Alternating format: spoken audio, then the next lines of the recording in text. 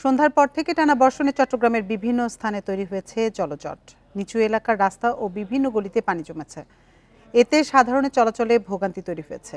এ নিয়ে বিস্তারিত জানাতে চট্টগ্রাম থেকে আমাদের সাথে যোগ দিচ্ছেন সহকর্মী অনুপম শীল।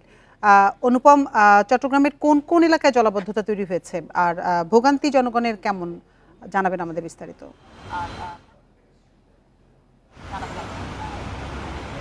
গত 3 দিন ধরে আসলে চট্টগ্রামে বৃষ্টি হচ্ছে এবং গতকালকে আমরা দেখেছি যে আসলে চট্টগ্রাম শহরে কিন্তু ওই রকম জলাবদ্ধতা বছরে অন্যান্য বছরগুলোতে আমরা যেরকম দেখেছি সেটি গতকালকে দেখা যায়নি।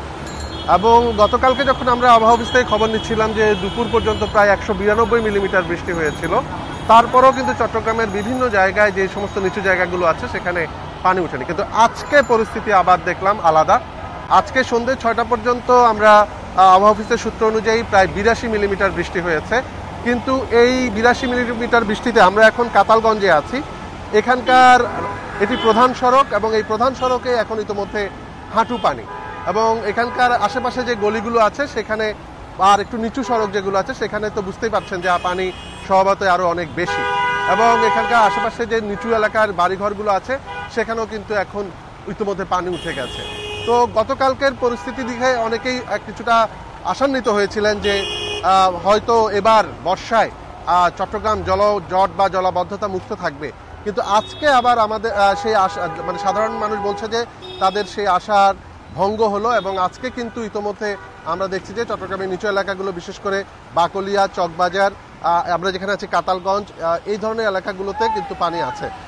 মূলত পানি এই মুহূর্তে চট্টগ্রামের যে কর্ণফুলী নদী সেটির একেবারে জোয়ারের সর্বোচ্চ যে সীমা বা সময়টি সেটি চলছে, এবং আজকে জোয়ার শুরু হয়েছিল বিকেল 4টায় এবং এরপর ভাটা শুরু হবে রাত 11টা 11 মিনিটে, যার ফলে এই মুহূর্তে যেহেতু জোয়ারের সর্বোচ্চ সীমা, ধারণা করা হচ্ছে যে এই বৃষ্টির পানি আসলে কর্ণফুলী নদী দিয়ে আর সরে যেতে পারছে না। এই কারণেই আসলে গতকালকে পরিস্থিতি কিছুটা ভালো থাকলেও আজকে একেবারে পরিস্থিতি আলাদা, এবং জলাবদ্ধতা নিয়ে গতকালকে যে প্রশস্তি বা সাধারণ মানুষের মধ্যে যে আশা তৈরি হয়েছিল এবার হয়তো বর্ষায় ভালো কিছু আসবে, সেটি এখন আসলে আবার অনেকটা আশা ভঙ্গ হয়েছে সাধারণ মানুষের।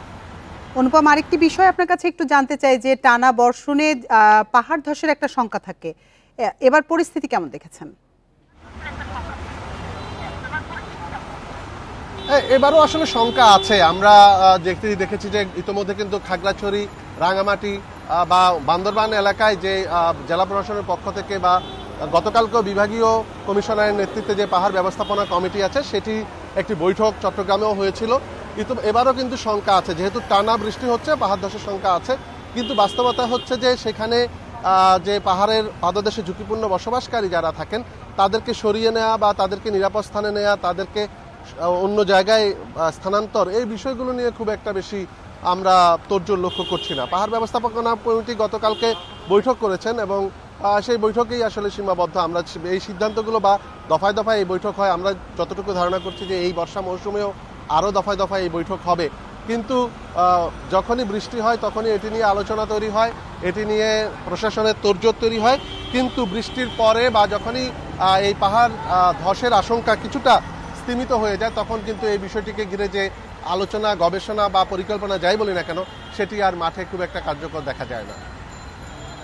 চট্টগ্রাম থেকে আবহাওয়া পরিস্থিতি সবশেষ তথ্য জানাচ্ছিলেন সহকর্মী অনুপম শীল।